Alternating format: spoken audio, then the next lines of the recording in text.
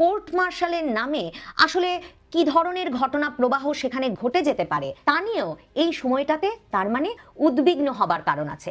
আপনার আমার মতো সিভিলিয়ানের উদ্বিগ্ন হবার কারণ আছে এ কারণেও যে কখনো বাংলাদেশে ক্যান্টনমেন্টের ভেতরে ঘটা কু পাল্টা কু কিংবা এসব কোর্ট মার্শালের মাধ্যমে একে তাকে বিচারের মুখোমুখি করা, হত্যা করা, এসবের পরিণতি কখনো শুধুমাত্র ক্যান্টনমেন্টের ভেতর আটকে থাকেনি। এই পরিণতি ক্যান্টনমেন্ট থেকে বেরিয়ে বাংলাদেশের সাধারণ মানুষকে সবচেয়ে বেশি প্রভাবিত, বিপর্যস্ত এবং পর্যুদস্ত করেছে। বাংলাদেশের অন্যতম শীর্ষস্থানীয় প্রভাবশালী দৈনিক আমার দেশ গত 28 জুলাই দেশ জুড়ে আওয়ামী লীগ নাশকতার ছক আঁটছে। বিভিন্ন গোয়েন্দা সংস্থার বরাতে আওয়ামী লীগের পরিকল্পনার এবং ভারত ও বাংলাদেশে আওয়ামী লীগের তৎপরতার বিস্তারিত তুলে ধরার পর 31 জুলাই এসে জানা যায় যে আমার দেশ সেই প্রতিবেদনে সবচেয়ে বিস্ফোরক, আমার কাছে অন্তত, আমি আমার বয়ানেও সেটা উল্লেখ করেছি, যেই তথ্যটি দিয়েছিল, অর্থাৎ ঢাকায় বসেই নাকি 400 ক্যাডারের মানে আওয়ামী লীগ দলীয় 400 কর্মীর এক প্রশিক্ষণের আয়োজন করা হয়েছিল আওয়ামী লীগের তরফে। সেই তথ্যটি নিয়ে পুলিশের বয়ান পাওয়া যেতে শুরু করে 31 জুলাই থেকে। পুলিশ বলে যে তারা এরই মধ্যে এই প্রশিক্ষণে কারা কারা অংশ নিয়েছিল সে বিষয়ে নানা তথ্য জোগাড় করতে শুরু করেছে। তারা অন্তত 22 জনকে গ্রেফতার করেছে। আমার দেশ 28 জুলাই লিখেছিল যে ওই 400 জনের সমাবেশে যোগদানকারীদের মধ্য থেকে পুলিশ মাত্র 2 জনকে গ্রেফতার করতে পেরেছে। কিন্তু আমরা 31 জুলাই এসে জানি যে পুলিশ অন্তত 22 জনকে গ্রেফতার করেছে। এবং পুলিশের পক্ষ থেকে সবচেয়ে বড় যে তথ্যটি দেওয়া হয়, যে তথ্যটি নিয়ে এখন সারা বাংলাদেশে আলোড়ন পড়ে গেছে, সেটি হচ্ছে মেজর সাদেক নামে সেনাবাহিনী একজন কর্মরত মেজর সেই প্রশিক্ষণের নেতৃত্ব দিচ্ছিলেন। এই অভিযোগে মেজর সাদেক নামের সেই ব্যক্তিটিকে সেনা হেফাজতে নেওয়া হয়েছে। এরপর থেকেই নানা রকম প্রশ্ন, কৌতূহল খুব স্বাভাবিকভাবেই আওয়ামী লীগ কী করে এতটা সংগঠিত হয়ে উঠতে পারলো গত আগস্টের পর এই 1 বছরের মধ্যে, এত এত মামলা, হামলা, এমনকি যৌথ বাহিনী মানে সেনাবাহিনীর নেতৃত্বে যৌথ বাহিনী পরিচালিত অপারেশন ডেভিল হান্টের মধ্যে।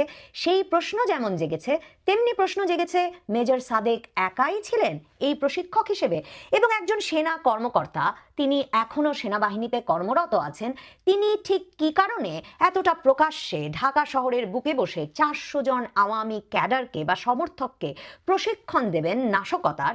মানে সেটা কি তাহলে অস্ত্র প্রশিক্ষণ ছিল, নাকি সেটা গুজব, অপতথ্য সেগুলো ছড়িয়ে কি করে শেখ হাসিনার জন্য বা আওয়ামী লীগের জন্য কাজ করা যাবে সে বিষয়ে একটা প্রশিক্ষণ ছিল?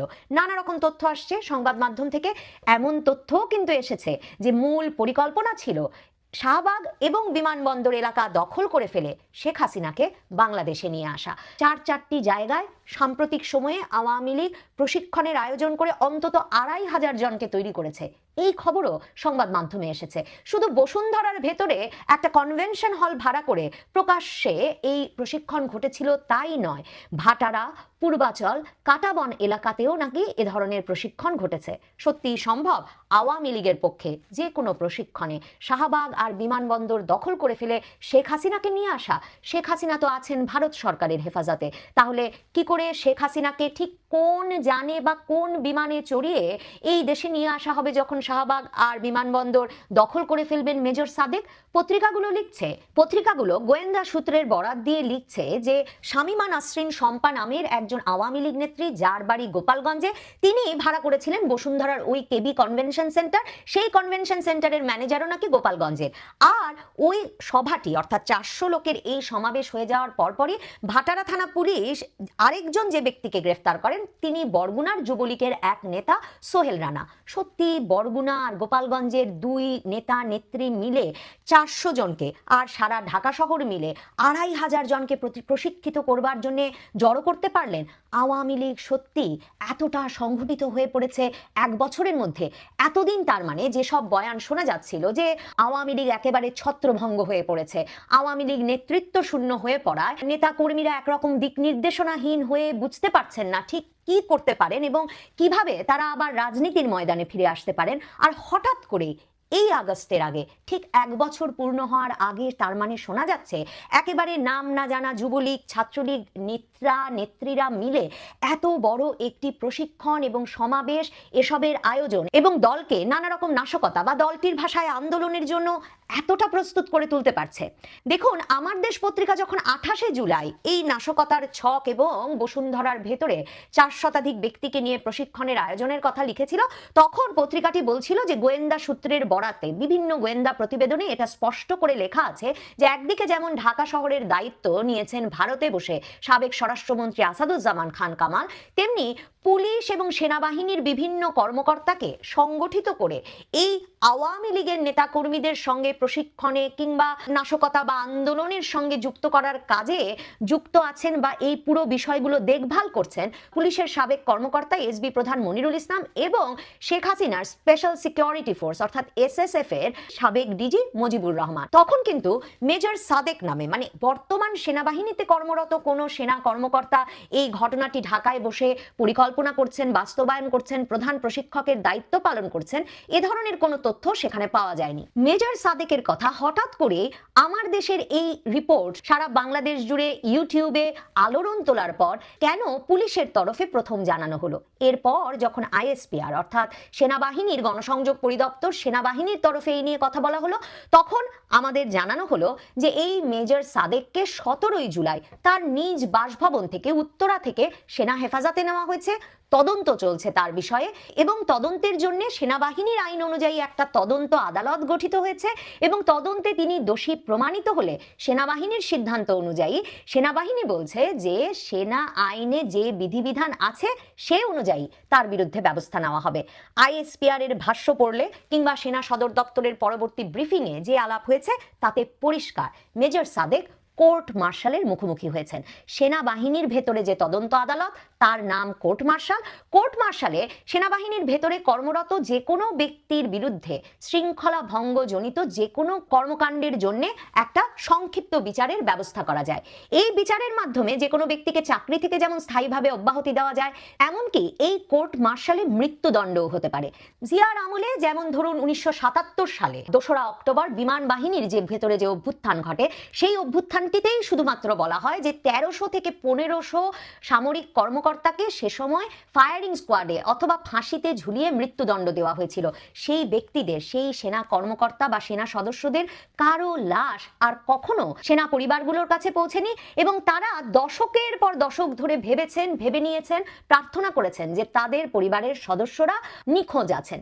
তার মানে সেনাবাহিনীর ভেতরে সে ধরনের কোর্ট মার্শাল আবারও শুরু হয়েছে। কোর্ট মার্শাল শুরু হয়েছে মেজর সাদেকের বিরুদ্ধে, এটা জানিয়ে সেনা দপ্তর থেকে আরেকটা ইন্টারেস্টিং কথা জানানো হয়েছে। বলা হয়েছে এই সেনা কর্মকর্তা মেজর সাদেকের পোস্টিং নাকি ছিল রামুর ক্যান্টনমেন্টে এবং তিনি নাকি সেই 5ই আগস্টের পর থেকেই নিখোঁজ আছেন, মানে তিনি কাজে যোগ দেননি। কিন্তু সেটাও নাকি এমনকি রামুতে তার যিনি ঊর্ধ্বতন কর্মকর্তা তারও নজর এড়িয়ে গিয়েছিল। সেটা কি করে সম্ভব? সেই প্রশ্ন যখন জাগে তখন মনে এ প্রশ্নও জাগে, তার মানে আমরা যে গত 5ই আগস্টের পর থেকে শুনছি যে পুলিশ বাহিনীর ভেতরে কয়েকশো থেকে কয়েক হাজার কর্মকর্তা এবং কর্মী এখন পর্যন্ত নিখোঁজ এবং তাদের অনেককেই হয়তো হত্যা করা হয়েছে, অনেকেই হয়তো পলাতক আছেন প্রাণ ভয়ে এবং অনেকেই হয়তো দেশত্যাগে বাধ্য হয়েছেন। সেনাবাহিনীর ভেতরেও কি তার মানে গত আগস্ট থেকে এ ধরনের অস্থিরতা তৈরি হয়েছে? সেনাবাহিনীর ভেতরেও তার মানে অনেক সেনা সদস্য আর কাজে ফিরে যাননি গত আগস্টের পর থেকে, কিংবা অনেকে কাজে ফিরতে পারেননি, কিংবা অনেককে কি সেনাবাহিনীর ভেতর ক্যান্টনমেন্টের ভেতরেই নিরাপত্তাহীনতার শিকার হতে হয়েছে? কু, পাল্টা কু, হত্যা, তারপর পাল্টা হত্যা, এসবের ঘটনা ঘটছে 75 থেকে 81। এই সময়টায় যদি সেনাবাহিনীর যতটুকু ইতিহাস আমরা পরবর্তীতে জানতে পেরেছি, ইতিহাসবিদেরা বের করে আনতে পেরেছেন, গবেষকরা বিভিন্ন জনের সঙ্গে কথা বলে আঁচ করার চেষ্টা করেছেন, তাতে দেখুন আমরা জানি ধরুন 75-এ বঙ্গবন্ধুর হত্যাকাণ্ডের মাধ্যমে যে কু হয়, তারপরে আরো 3 দফা কু পেরিয়ে, মানে ধরুন খালেদ মোশাররফের কু, তারপরে পাল্টা কু, খালেদ মোশাররফকে হত্যা, অবসরপ্রাপ্ত কর্নেল তাহেরের নেতৃত্বে বিপ্লবী সৈনিক সংস্থার 7ই নভেম্বরের বিরাট সিপাহী বিপ্লব, এসবের পর যে জিয়াউর রহমানকে মুক্ত করে আনা হলো এবং জিয়াউর রহমান প্রধান সামরিক আইন প্রশাসক হয়ে বসলেন। দেখুন জিয়াউর রহমান এসে কিন্তু 24শে নভেম্বরের মধ্যে সেই কর্নেল তাহের, যার বিপ্লবী সৈনিক সংস্থার অভ্যুত্থানের ফলে তিনি তিনি খালেদ মোশাররফের হাতের বন্দিত্ব থেকে মুক্তি পেলেন এবং পরিণত হলেন প্রধান সামরিক আইন প্রশাসকে এবং তারপর দেশের শাসকে, সেই কর্নেল তাহেরকে কিন্তু তিনি কোর্ট মার্শালের মুখোমুখি করেন সেনাবাহিনীকে উস্কে, সেনা বিদ্রোহ উস্কে দেওয়ার জন্য। এবং এরপর 1976 সালের জুলাইয়ে রাষ্ট্রদ্রোহিতার অভিযোগে সামরিক আদালতে ফাঁসি হয় কর্নেল তাহেরের। এরপর কতগুলো অভ্যুত্থান, পাল্টা অভ্যুত্থান, কু পাল্টা কু এবং একে অপরকে হত্যার ঘটনা সেনাবাহিনীর ভেতর, সারা বাংলাদেশ জুড়ে ক্যান্টনমেন্টগুলোর ভেতরে ঘটেছে, সেটা সম্পর্কে কোনো তথ্য, পরিষ্কার তথ্য পাওয়া যায় না। কিন্তু ইতিহাসবিদ, গবেষকরা বলেন 21 থেকে 26টি সামরিক অভ্যুত্থানের ঘটনা ঘটেছে 75 থেকে 81 সালের মধ্যে। আর এর মধ্যে একটু আগে যেটা বলছিলাম, সবচেয়ে বড় ঘটনাটি ঘটেছিল 77-এর 2রা অক্টোবর। সেই অভ্যুত্থানটি সম্পর্কে সবচেয়ে বেশি তথ্য পাওয়া যায়, এমনকি আন্তর্জাতিক সংবাদ মাধ্যমে খবর বের হয়। কিন্তু ওই অক্টোবরের সেই 1977-এর অক্টোবরের সেই অভ্যুত্থানে ঘটনাস্থলেই নিহত হয়েছিলেন শতাধিক সেনা অফিসার। আর এরপর বিচারের নামে মেরে ফেলা হয় কয়েকশো সেনা অফিসারকে। সব মিলিয়ে সংখ্যাটি হাজারের বেশি হতে পারে, সেটা প্রায় সকল গবেষক এবং ইতিহাসবিদ বলছেন। তাহলে দেখুন, এই যে ক্যান্টনমেন্টের ভেতরে অস্থিরতা তৈরি হলে ঠিক কি ঘটে সেখানে, আর কোর্ট মার্শালের নামে আসলে কি ধরনের ঘটনা প্রবাহ সেখানে ঘটে যেতে পারে, তা নিয়েও এই সময়টাতে তার উদ্বিগ্ন হবার কারণ আছে। আপনার আমার মতো সিভিলিয়ানের উদ্বিগ্ন হবার কারণ আছে এ কারণেও যে কখনো বাংলাদেশে ক্যান্টনমেন্টের ভেতরে ঘটা কু, পাল্টা কু কিংবা এসব কোর্ট মার্শালের মাধ্যমে একে তাকে বিচারের মুখোমুখি করা, হত্যা করা, এসবের পরিণতি কখনো শুধুমাত্র ক্যান্টনমেন্টের ভেতর আটকে থাকেনি।